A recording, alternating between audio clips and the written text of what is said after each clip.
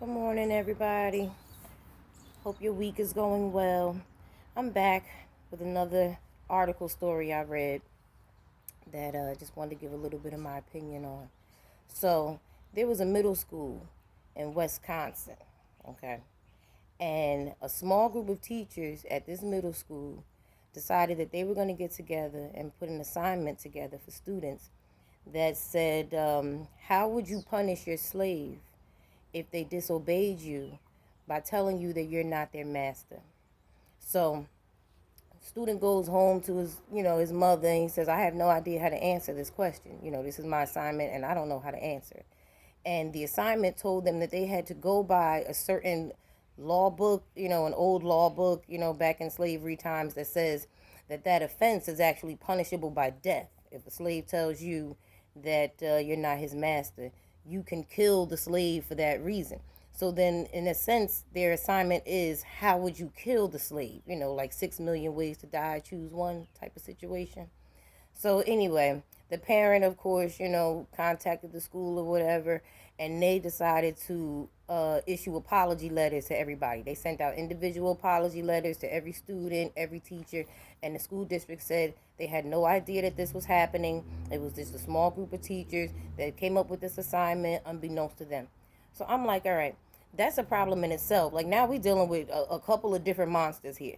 Now you can have a small group of teachers come up with their own assignment, a detrimental assignment like that, and use your copy machines at the school to print out the assignments, sit in the classrooms and tell all the students what their assignment is going to be, sit probably in the teacher's lounge and figure out how the assignment's going to go and all that stuff. And then I find out that it's not just a small group of teachers. It was the teachers were led by a student teacher. It was the student teacher's idea, and these other couple of teachers went along with it. So now I'm like, a student teacher, how can that have gone under your radar? That a student teacher can come out and change the curriculum or add or slip something in there, a little side assignment, get some other teachers to go along with her, and that go all under the nose of the principal, the vice principal, or anybody else who's supposed to make sure that the curriculum, the state, county, city, whatever curriculum is being executed the way it's supposed to be. How that go under all y'all noses, and you gonna send out an apology letter?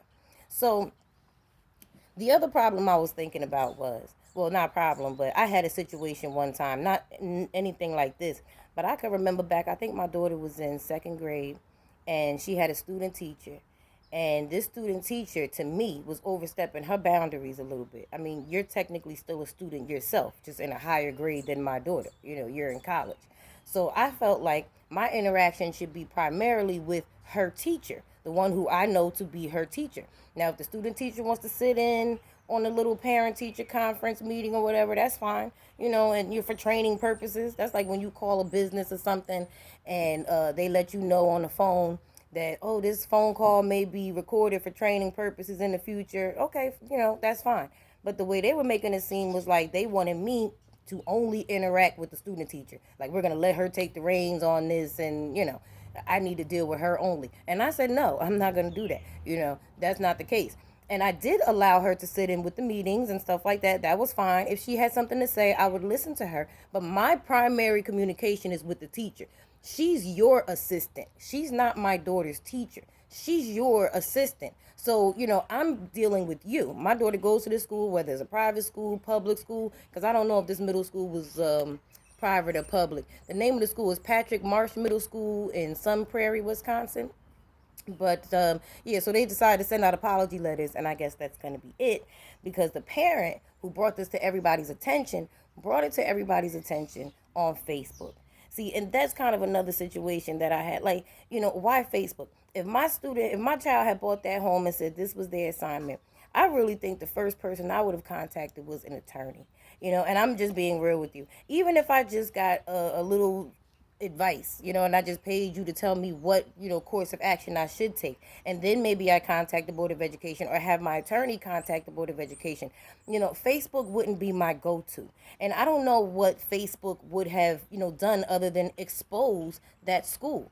But you could have done that, and through an attorney. You could have done that through an attorney. Once you handled everything, if you wanted to put it on Facebook after that, it probably would have been a news story after that. You know what I mean? If it's not a news story now, it probably is, because I read the article. I didn't watch it on TV. But that was my problem with the situation too, a little bit. We always just run into Facebook or any other type of social media platform, and sometimes that's not the phone call. Well, it's not a phone call, but that's not the road that we need to be taking. Sometimes we need to pick up the phone, contact an attorney. I don't care if you call legal aid. They have free legal aid, free legal advice, and you can just get an attorney to tell you what your options would be or what the best option would be to take. So I thought that was just a bit much, but I'm speaking on it because I had an opinion about it, and that's my opinion, and I think that that's ridiculous. Of course, they said that doesn't reflect what they think and their thoughts and how they teach our students, but you know it still just makes you feel a certain type of way. And moving on to another quick subject, I just want to touch base on, still on the teacher subject. We're just going to keep this train going. There was actually another small rural town, they said, in Georgia. Okay, what was the name of this town? I think it was Elbert County, Elberton, in Georgia. And they have like this private medical clinic that was giving out vaccines, to people. So they were going by this procedure that they got these vaccines from, the Department of Health, the Georgia Department of Health. And they're giving out these vaccines. They have these, like in hierarchy, like this criteria of you being the first or second or third tier of people to qualify for the vaccine. So the medical facility thought that they were doing everything the way they were, supposed to do it.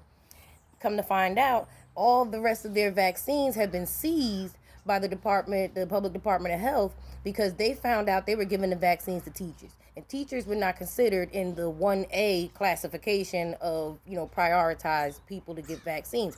They want elderly people with different types of pre-existing conditions and stuff like that. So the medical facility was saying we did all of that, in our county, where we're supposed to do it. Now we're moving on to the teachers, and they said we even thought teachers were included in that 1A, you know. But we didn't put them first. We handled all the elderly, all the people who had pre-existing, and now we're moving on to teachers. But the public department of health said, came down there, confiscated all their vaccines. They don't have any more. They're trying to fight to get them back. There were people that said they had to take the vaccine in phases, like a first vaccine, a second vaccine. I don't know how it works, but there are people now that can't come back for their second dose and things like that. So they started interviewing some of the people who had already gone through their complete vaccination process at that medical facility. And there were some elderly people that were saying, I would have gladly given up my vaccine to a teacher, because they're essential workers and they're out here on the front line. She says, I'm an old lady, I can stay home, but these teachers got to be out here teaching our children. They're teaching the next generation, and we don't give them enough credit, the way we should. And I agreed with that woman. I agreed with her when she said that. Now, her saying she'd gladly give up her vaccine to a teacher, I thought that was, a nice thing to say.